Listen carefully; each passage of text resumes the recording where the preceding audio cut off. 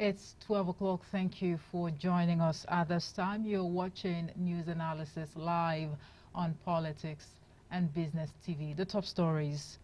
Deputy Speaker of the House of Representatives, Benjamin Kalu, says the first draft report of the ongoing review of the 1999 Constitution would be ready in August 2024. House of Representatives to investigate funds disbursed to licensed electricity distribution companies for metering by the Central Bank of Nigeria as loans. Nigeria Civil Aviation Authority sets up a 10-man committee to probe foreign airlines over skyrocketing fares. Details coming up shortly.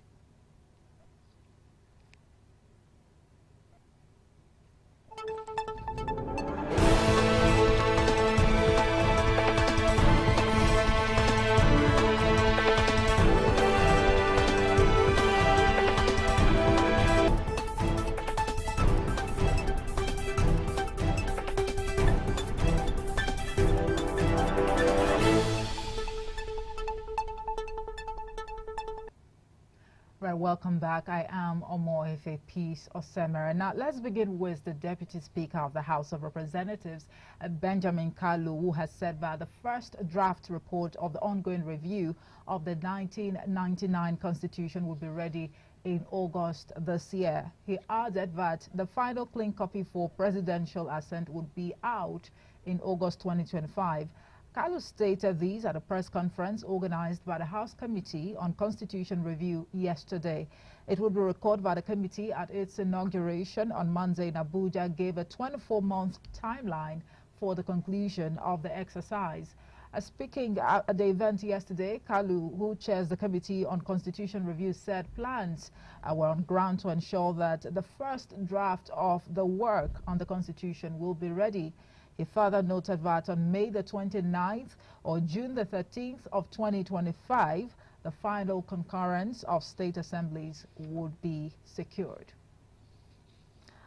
The federal government is to commence the distribution of 42,000 metric tons of grains across the country, beginning with Niger State from next week. The Niger State Governor, Mohammed Bago, who announced this yesterday at the Abuja headquarters of the Federal Ministry of Agriculture and Food Security after a meeting with the Agric Minister, said Niger would be used as a pilot state before the other states would join. It will be recorded that President Bola Tinubu had on February the 8th directed the Federal Ministry of Agriculture and Food Security to release about 42,000 metric tons of maize, millet, and other commodities from the National Strategic Reserves in order to address the rising cost of food in Nigeria. The Minister of Information and National Orientation, Mohammed Idris, who disclosed this in Abuja after a meeting of the Presidential Committee on Emergency Food Intervention, had also stated that the Rice Millers Association of Nigeria had committed to releasing about 60,000 metric tons of rice to the market.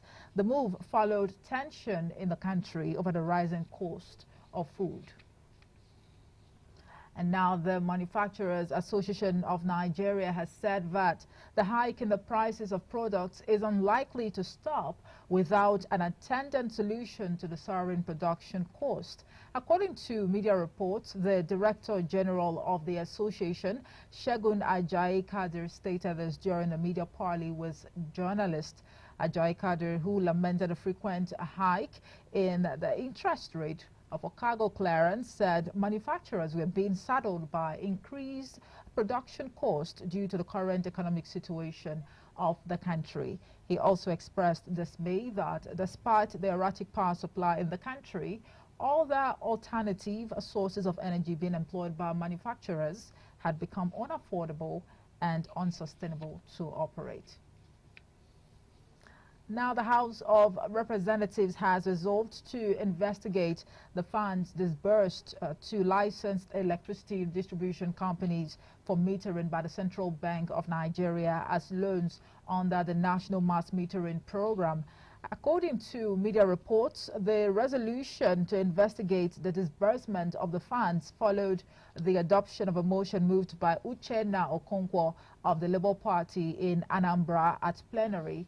The lawmaker noted that the program aimed to reach over 6 million households and businesses with meters before the end of 2021 as part of the power sector reform agenda to promote transparency, accountability and efficiency in the power sector. He added that there have been reports of discrepancies, mismanagement and non-compliance with the terms and conditions of the loans disbursed under the NMMP by some discos, leading to beneficiaries inefficiencies, underperformance and failure to achieve the objectives of the NMPP. Following the adoption of the motion, the House urged CBN to provide a detailed report on the implementation of a national mass metering program, NMMP, including the number of loans disbursed, the amounts disbursed, and the status of the loans to the House of Representatives. Right, you're watching News Analysis live on Politics and Business TV. Still to come, Nigerian Communications Commission says telecommunications companies that fail to comply with the directive to block subscriber identity module cards not linked to national identification numbers will face sanctions. We'll bring you details of this and more after this break. Do join us again.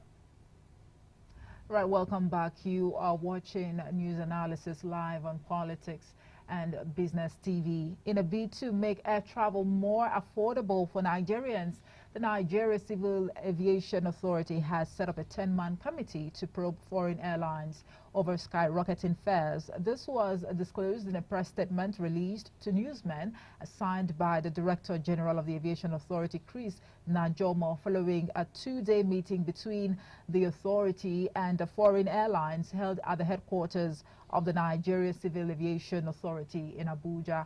The committee, chaired by Director of Special Duties Horatius Egua at the Aviation Authority, aims to ensure foreign airlines comply with government directives to unlock a low inventory tickets that have been inaccessible for over 18 months, as well as recommend appropriate pricing of tickets in Nigeria compared to similar markets in the West African sub-region. Other members of the committee are Michael Achumugu, Director, Public Affairs and Consumer Protection, Nigeria Civil Aviation Authority, Rotimi Arogunjo, General Manager, Licensing and Statistics, Nigeria Civil Aviation Authority, Ogechi Louis Azode, Deputy General Manager, Legal Services, Nigeria Civil Aviation Authority, Susan Akborae, President, National Association of Nigerian Travel Agencies, among others.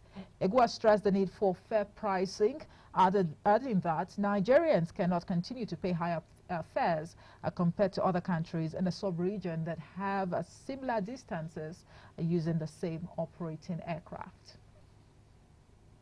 And now the Nigerian Communications Commission, NCC, has said telecommunications companies that fail to comply with the directive to block subscriber identity module cards not linked to national identification numbers will face sanctions. The Director of Public Affairs at NCC, Ruben Moka, who confirmed this to newsmen, added that the regulatory directive mandates telecom operators to comply, and any non-compliance will result in sanctions. The telecom regulator had in December asked telcos to bar an estimated 12 million lines that have not been linked to the owner's national identification numbers after the expiration of the February 28, 2024 deadline. Recall that the NCC had on Wednesday reaffirmed its stance on the matter and ruled out an extension of the deadline. Now, telecoms regulator last week ordered telecoms companies to block access to some of the world's largest cryptocurrency exchanges, such as Binance, Coinbase, and Kraken. Also, 2 senior executives of Binance have been detained in Nigeria. These are moves by the federal government to rein in speculation on the naira by cracking down on cryptocurrency exchanges. According to media reports, the executives flew to Nigeria following the country's decision to ban several cryptocurrency trading websites, but were detained by the Office of the National Security Advisor and their passports seized. There are reports that the cryptocurrency websites have emerged as an alternative for trading and establishing an unofficial price for the Nigerian currency. Following the detention of the executives, Binance halted trading of the naira against Bitcoin and other digital coins on its exchange. On Tuesday, Central Bank of Nigeria, CBN, Governor Olamilekan Adefolarin said Nigeria's anti-corruption agency, police and national security advisor were coordinating an investigation into cryptocurrency exchanges in the country. For some Nigerians, this move by the federal government speaks volumes in terms of putting the cart before the horse, such that the real issues responsible for the woes of the naira are not being addressed. But we have someone in the studios who should know, the real sense of things as far as the currency or the naira is concerned. Joining us to discuss this is an economist and also lead researcher at Pol Eco Analytics, Olamilekan Adefolarin. Good afternoon to you. Good afternoon. Thanks for having me. Right, thank you very much for joining us. Late last year, December precisely, we were here to discuss, the lifting on the ban, the ban on crypto currency transacting in the country. Exactly. And here we are, barely, 3 months later, discussing a new development. Now, what are the real issues? One would ask, because we've had a lot of, explanations from the CBN, from the federal government as to why the naira keeps, depreciating. Very interesting. The naira keeps depreciating in the sense that there are several factors leading to it. Although the government just discovered that one of the factors could also be because of the speculation around tripping around the naira against other foreign currency, and against with the use of latest innovation when it comes to trading in currency across the world, which the kind of innovation that crypto as well as Binance be the platform that allowed that to happen. But before going into that details, for us to also understand that these factors are there. They are also only created factors, being that many people in Nigeria are also looking for opportunity to trade and also earn money. And that's why you see that bureau change is just springing up here and there, either officially or unofficially. All of them basing on speculation around tripping of dollar, naira, and other foreign currency, as you can think. But the issue goes down to the impact that crypto bring on global currency. Some few years ago, in 2020, after the COVID-19, it became so popular that cryptocurrency became the ideal means of gaining or earning income for some people who wanted to trade in currency. Especially the youth? The youth. So it becomes something that many Nigerians were like going to and started.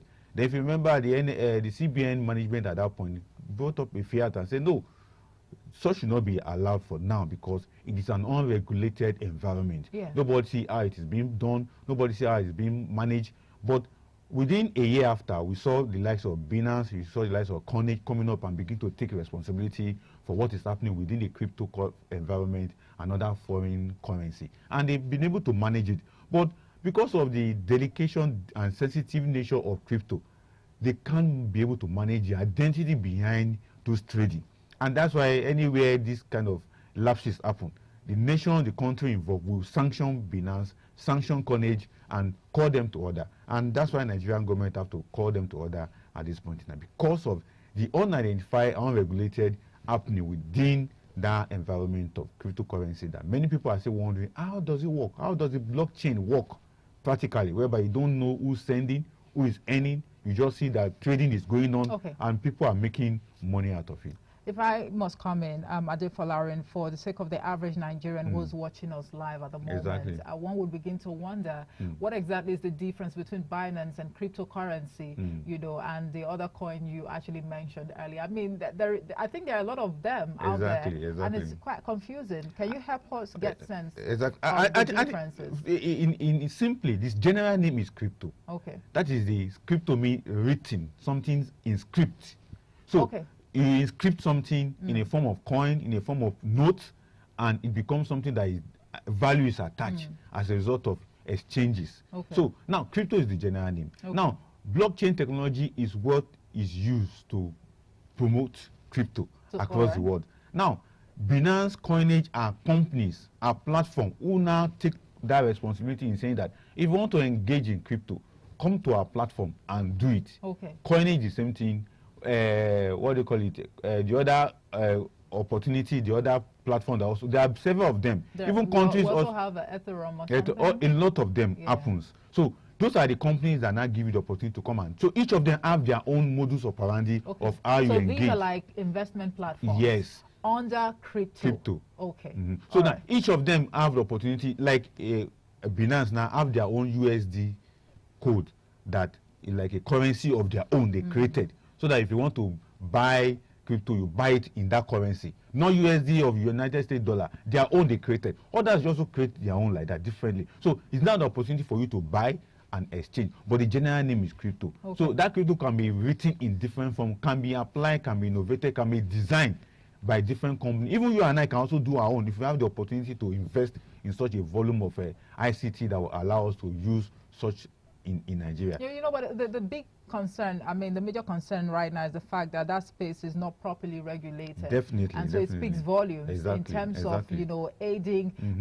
you know, tourism, financing, and a host of others. I mean, we've heard the federal government come out to also share, you know, its own thoughts in that regards, that this is the reason why, you know, crypto, you know, transacting or transactions, you know, will not see the light of the day in Nigeria. But another concern is there are reports, I don't know how true these reports are, that cryptocurrency transacting and the likes, you know, these are kind of like the norm, you know, now in other digitalized economies. You are very correct. Digitalized economies are trying as much as possible to give room for such to happen. But if we go back to 2020, when after COVID-19, 2021, it became a very heavy burden on global financial stakeholders that crypto is coming in. What will now happen to domestic currency? Because it was almost taking over each country's domestic currency. So people would rather transact using the crypto, Binance, you know, instead of using the naira or using the dollar as a form of exchange. So they now look at it and say, okay, even if we allow that to happen now. But isn't that because these, you know, coins, they have more value? No, not really. They don't, the value, they don't even have value per se, because if you look at what money is all about, what note or what currency, it's about value, it's about value driven. But what really drives them is that they trade, they speculate.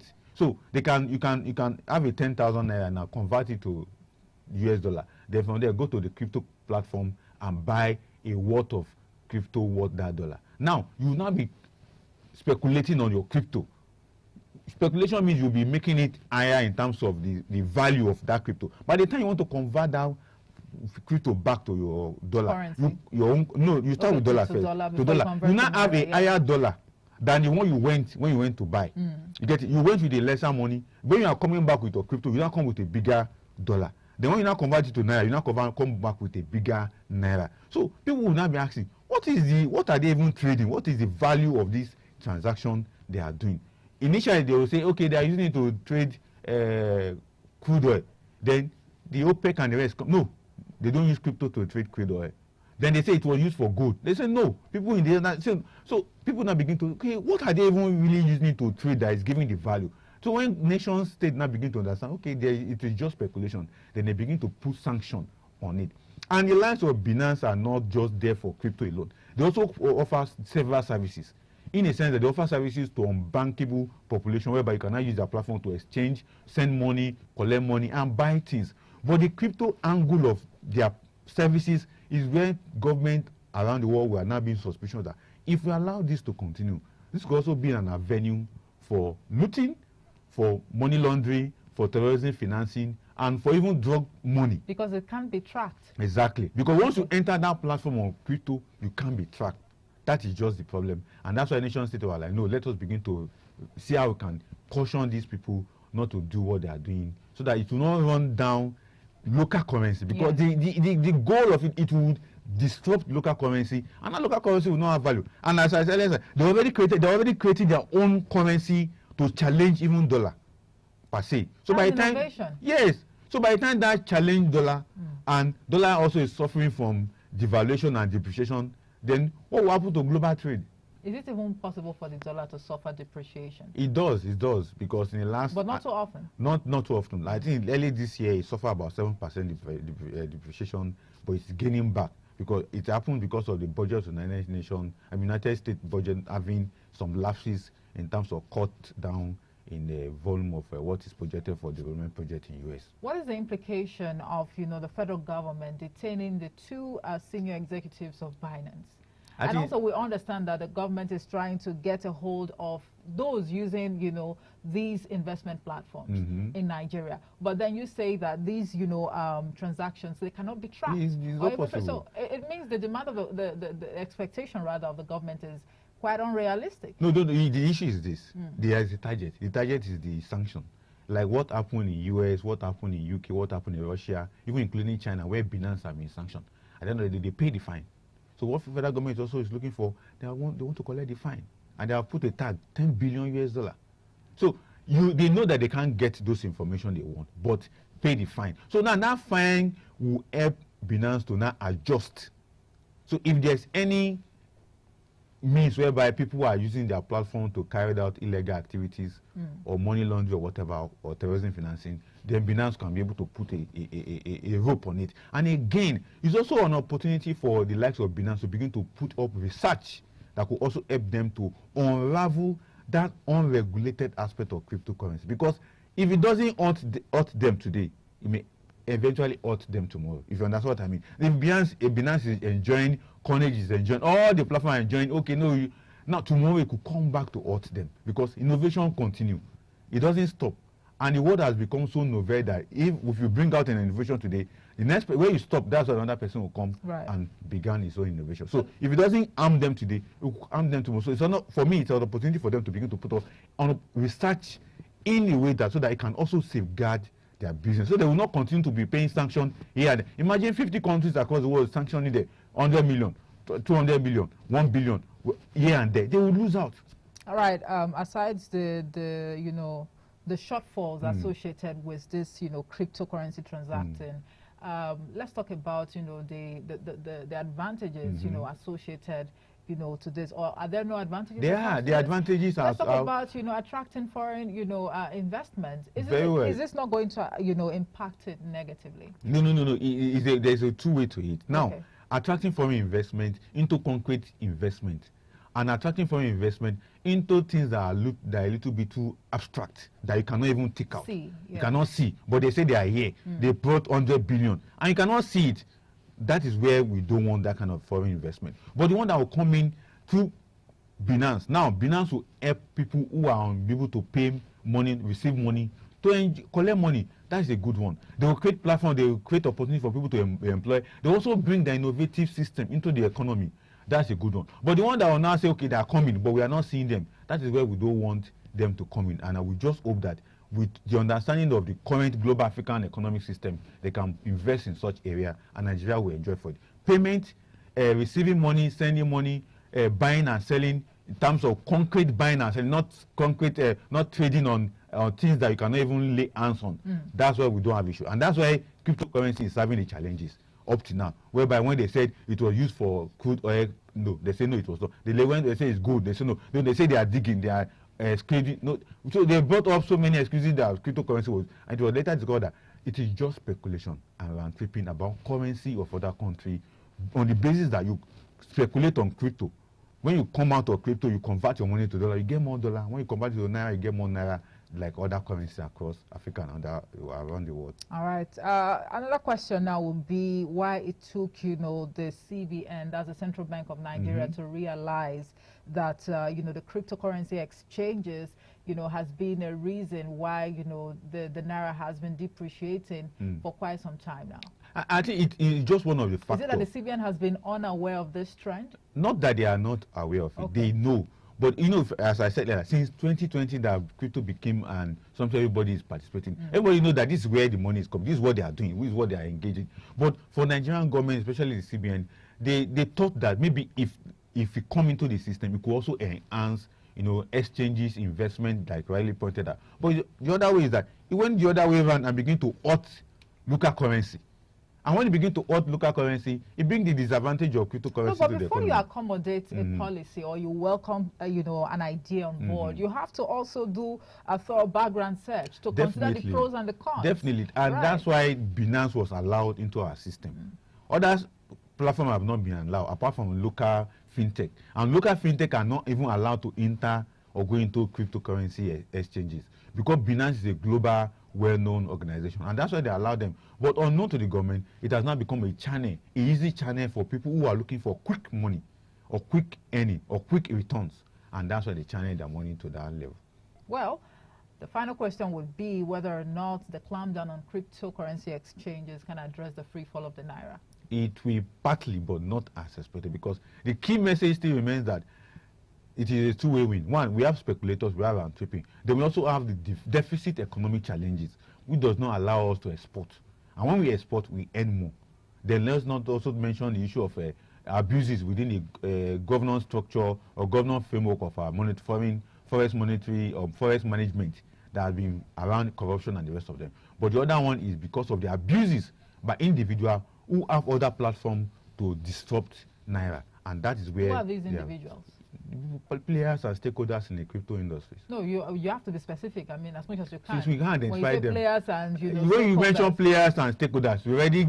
No, but you are an economist and also a lead researcher. Definitely, yeah. Do you want me to mention them? I think you should mention. Okay, but is it possible for you to peg, some sort of age, bracket to this? Definitely, the youth, people who are interested in doing online businesses, because online business or exchange or e-commerce, as we're talking, or digital economy have gone wide, but crypto remains the fastest means to earn. When you want to speculate on currency, you earn a lot, and you earn fast, and you earn quick. But the other processes will take time because you are dealing with the real value of money. But this other one, you are dealing with the speculation of money that will bring you more money as a result of what? Speculation and round tripping. Okay, so now you are discouraging people not to even, delve into the. Because we all go into the same market. We all go into the same market. By the time you mix your dollar, your crypto, you make so much money, you come to the market, and they tell you a mutu of Gary is 1,005, and you want to make noise.